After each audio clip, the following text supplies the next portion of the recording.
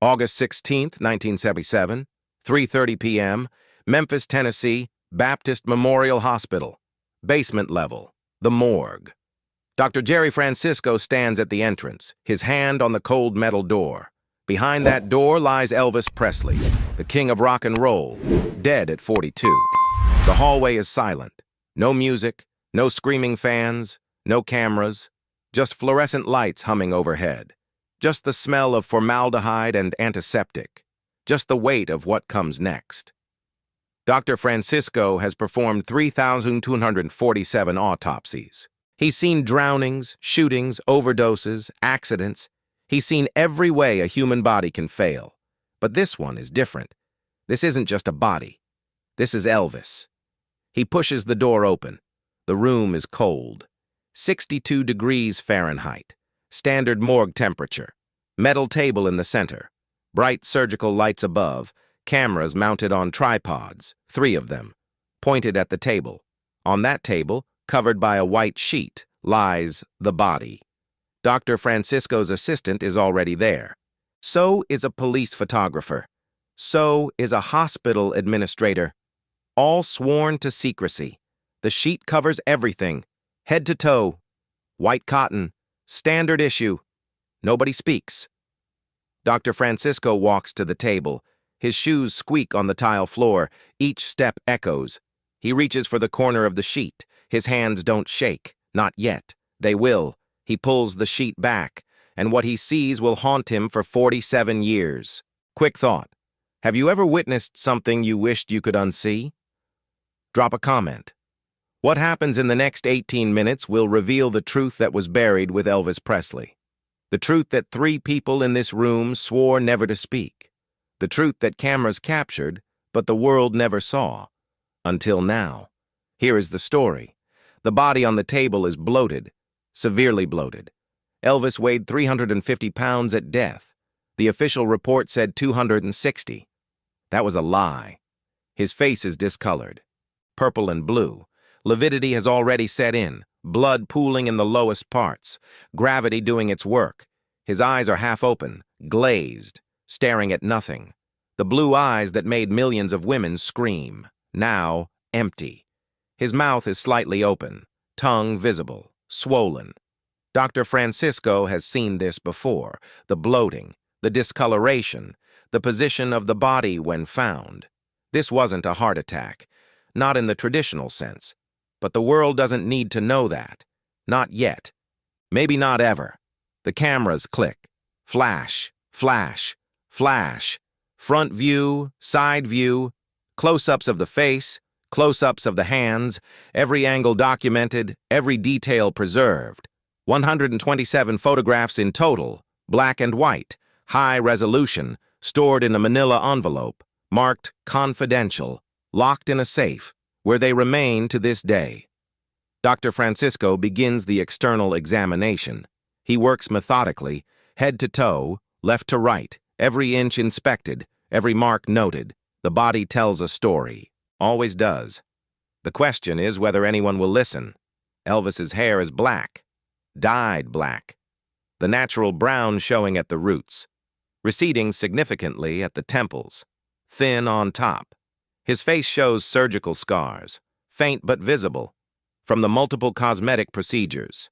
Facelift in 1975, eyelid surgery in 1974, work done to look younger, to look like the Elvis everyone remembered.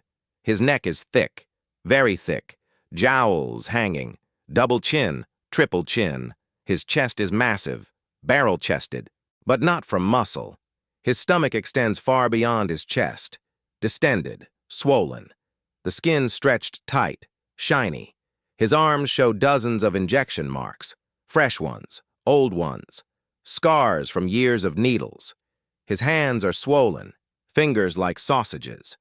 The rings he wore cut into the flesh, had to be cut off to be removed. His legs are enormous, edema, fluid retention. The ankles twice their normal size. Dr. Francisco makes notes, page after page, clinical observations, medical terminology. Nothing emotional, never emotional. But inside he feels it. The tragedy, the waste, The man who had everything, who ended up like this. The internal examination begins at 4:15 p.m. The Y incision, standard autopsy procedure, from each shoulder to the sternum, down to the pubic bone. The chest cavity opens, and Dr. Francisco sees what he expected and what he didn't. The heart is enlarged, cardiomegaly, severe, weighs 520 grams. Normal is 350 grams. The muscle walls are thickened. Hypertrophic cardiomyopathy, genetic condition. Elvis never knew he had it. Neither did his doctors. Not definitively. The coronary arteries show disease, atherosclerosis, not severe enough to kill, but present, narrowing, plaque buildup. The lungs are heavy, waterlogged, pulmonary edema, fluid in the air sacs, common in heart failure, common in overdose. The liver is enlarged, hepatomegaly, fatty liver disease, from years of poor diet, from years of medication, from years of abuse. The liver weighs 2,200 grams. Normal is 2,500 grams. Dr. Francisco makes notes. The stomach and intestines come next. The stomach is full. Despite Elvis not eating for hours. Gastroparesis. The stomach wasn't emptying. Food sitting there, decomposing. The intestines are distended, severely constipated. Fecal impaction, chronic, painful. One of Elvis's biggest complaints in his final years. The colon shows damage, megacolon. The intestinal walls stretched thin, from years of opioid use, from chronic straining, from abuse of laxatives. Dr. Francisco knows what killed Elvis. It's clear now. Multi-system failure, heart, liver, digestive system, all failing simultaneously. But there's something else, something he finds when he examines the brain. The brain shows no obvious trauma, no bleeding, no stroke, but it's swollen, cerebral edema, pressure inside the skull, from drug toxicity, from oxygen deprivation. The brain weighs 1,520 grams, slightly above normal. The swelling evident. Dr. Francisco removes samples, tissue, blood, urine, stomach contents, liver tissue, kidney tissue, all sent to toxicology, all tested for drugs. The results will take weeks, but Dr. Francisco already knows. He's seen this before. The signs are unmistakable. Polypharmacy, multiple drugs, interacting, potentiating each other, creating a perfect storm. The autopsy ends at 7 p.m., 3.5 hours, every organ examined, every detail documented, every sample collected. Dr. Francisco removes his gloves, washes his hands, looks at the body one last time. Elvis Presley, reduced to measurements and weights, organs in jars, tissue on slides, photographs in an envelope. The man is gone. The body remains. The truth remains. But what will the world hear? August 16th, 1977. 10:00 p.m. Dr. Francisco's office, Memphis. He sits at his desk. 3 men sit across from him. Vernon Presley, Elvis's father, Joe Esposito, Elvis's road manager, Dr. George Nicopolis, Elvis's personal physician. They want to know. What killed Elvis? Dr. Francisco has his notes, his preliminary findings. But the toxicology isn't back yet. Won't be for weeks.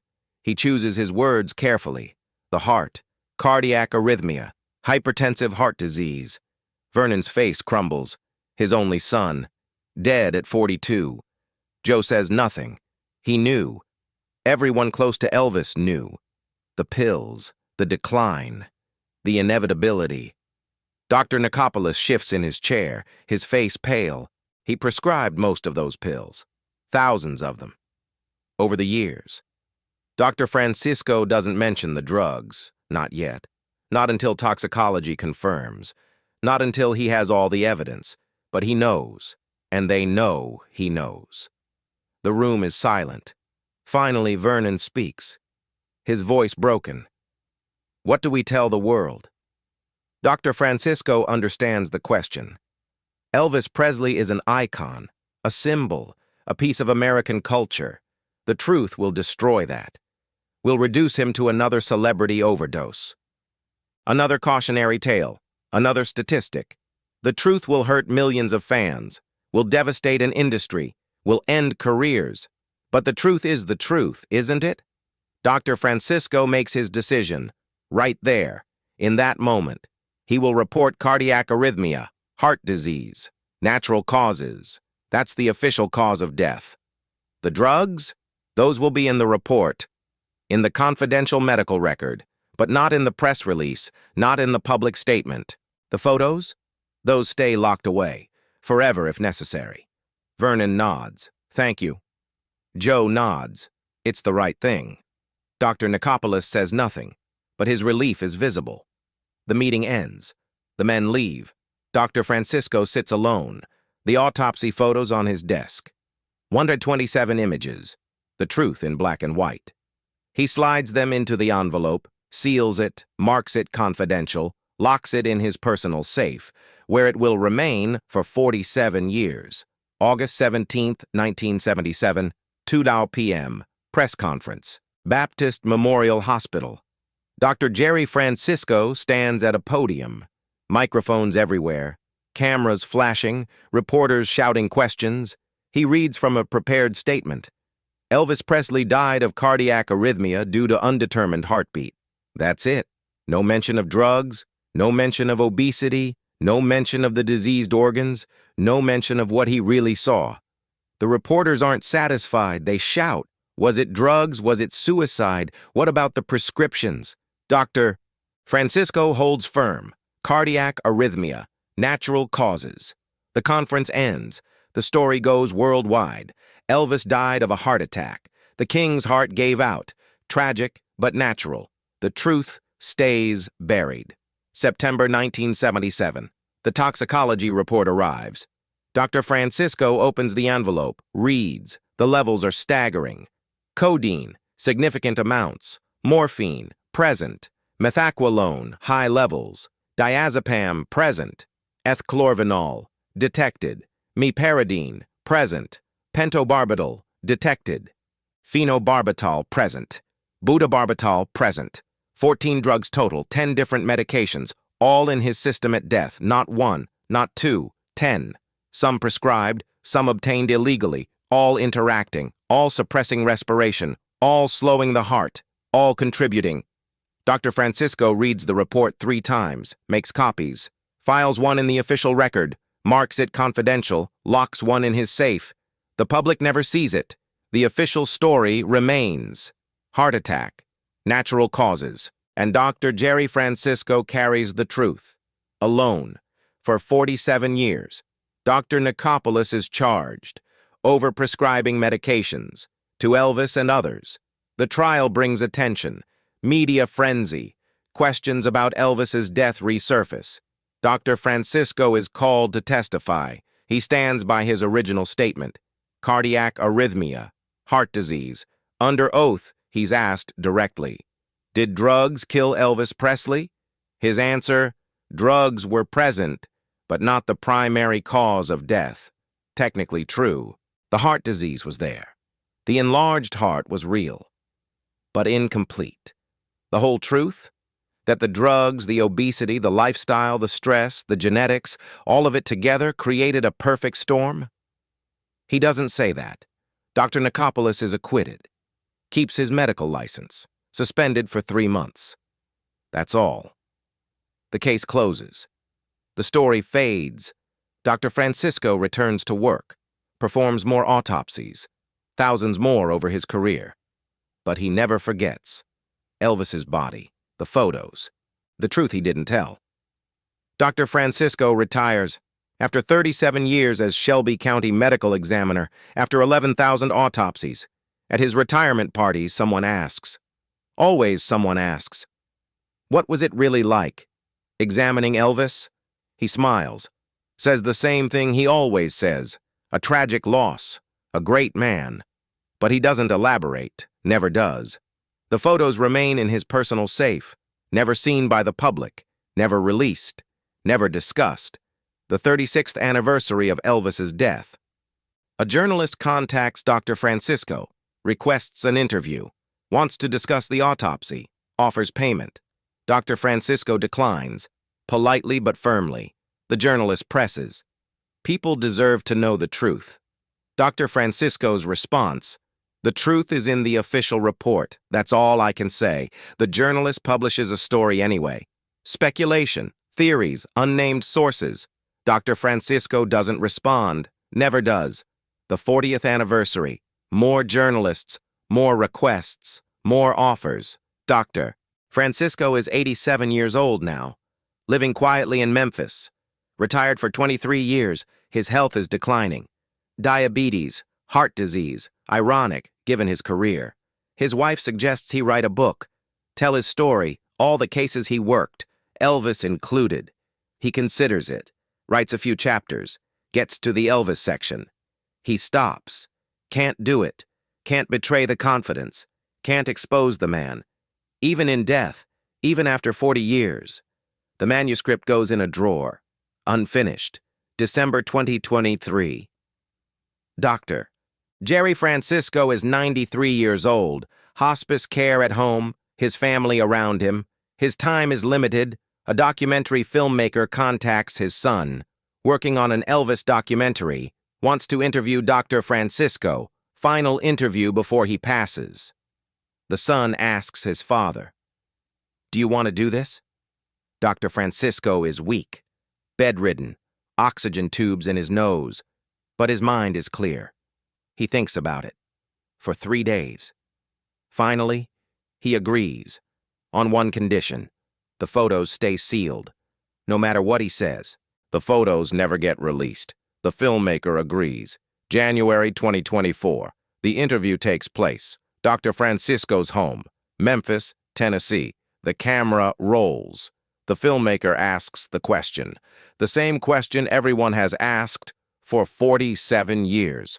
What did you see when you examined Elvis Presley? Dr. Francisco takes a breath, looks at the camera, speaks. "I saw a man who was dying long before August 16th. His organs were failing, all of them. The heart, yes, but also the liver, the intestines, the brain. His body was shutting down, system by system. He was in constant pain, physical pain, emotional pain. The drugs weren't recreation, they were survival, pain management, sleep, function. Without them, he couldn't work, couldn't perform, couldn't be Elvis. With them, he was dying. There was no good choice, only different kinds of suffering." The filmmaker asks, "So it was the drugs?" Dr. Francisco shakes his head. It was everything. The genetics gave him a weak heart. The fame gave him stress. The lifestyle destroyed his body. The doctors gave him drugs. The people around him enabled it. It was a perfect storm. No single cause. Everything together. Could he have been saved? Maybe. If he'd stopped touring, stopped performing, lost weight, got off the medications, changed everything. But that would have meant not being Elvis anymore. And he couldn't do that, wouldn't do that. Being Elvis was all he had, all he knew, so he kept going, until his body couldn't anymore. The filmmaker asks about the official report. The cardiac arrhythmia, the omission of drugs as a cause. Dr. Francisco's eyes close. A long pause. I did what I thought was right. For his family, for his legacy, for his fans. The truth would have destroyed all of that. Made him just another celebrity overdose. He was more than that. He deserved more than that. But was it the right choice? Another long pause. I don't know. I've asked myself that question for 47 years. I still don't know. The truth matters. But so does dignity. So does context. The full truth is complicated, nuanced, not a headline. I gave them a headline, cardiac arrhythmia. The rest, I kept to myself. The interview continues. 2 hours total. Dr. Francisco describes the autopsy. Every detail, every finding, every organ. But he doesn't describe the photos, doesn't show them, won't allow them to be published. Those stay sealed, forever. That's the promise he made, to Vernon, to Elvis, to himself. Some things should remain private, even in death, especially in death. The interview ends. Dr. Francisco is exhausted, drained, but also relieved. He's told the truth, finally. After 47 years, not all of it, not the photos, but enough. Enough for people to understand. Enough for the record. March 2024, Dr. Jerry Francisco passes away, age 93, natural causes. His obituary mentions his long career, the 11,000 autopsies, the famous cases, Elvis Presley, but it doesn't mention the photos. The 127 photographs, still sealed in an envelope, in his personal safe. His will is specific. The photos are to remain sealed, given to the Presley estate, never to be published, never to be shown, never to be leaked. His family honors the request.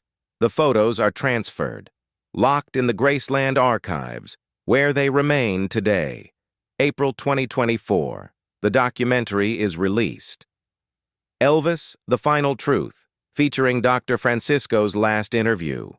It plays at film festivals, gets limited theatrical release, streams on major platforms, millions watch. The response is mixed. Some appreciate the honesty, the context, the complexity. Others are angry. Why lie for 47 years? People had a right to know. Others are grateful. The photos weren't shown. Elvis's dignity was preserved. The debate continues. Online forums, social media, news articles. But one thing is clear. The truth is finally out. Not all of it. The photos remain hidden. Some details are still private. But enough. Enough to understand what happened. Enough to see Elvis as human. Not invincible. Not immortal. Human. With human weaknesses, human struggles, human pain.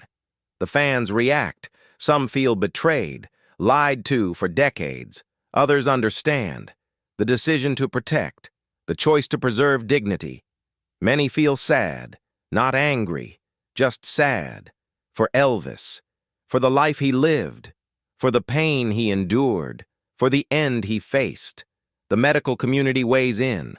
Some criticize Dr. Francisco, falsifying a death certificate, withholding information, violating public trust. Others defend him.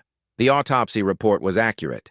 Cardiac arrhythmia did kill Elvis. The drugs were contributory, not primary. Technically truthful. The debate about medical privacy. Celebrity versus public figure. Right to know versus right to dignity. No clear answer, no consensus. Just questions.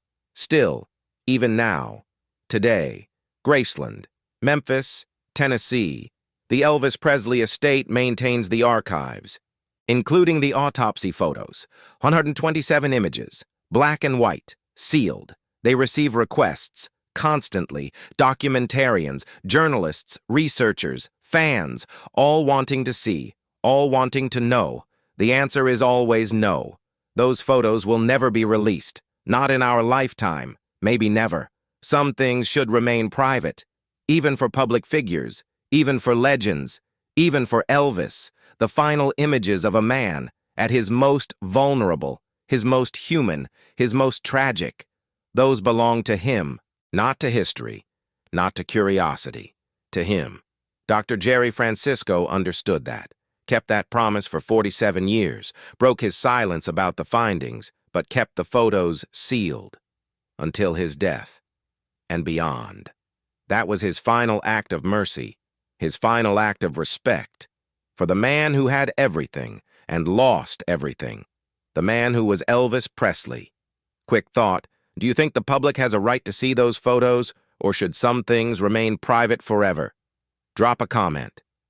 In the end, what Dr. Francisco's confession reveals is not just medical facts, not just toxicology reports, not just organ weights and drug levels. It reveals the tragedy of fame, the cost of being larger than life, the impossibility of being human and being Elvis.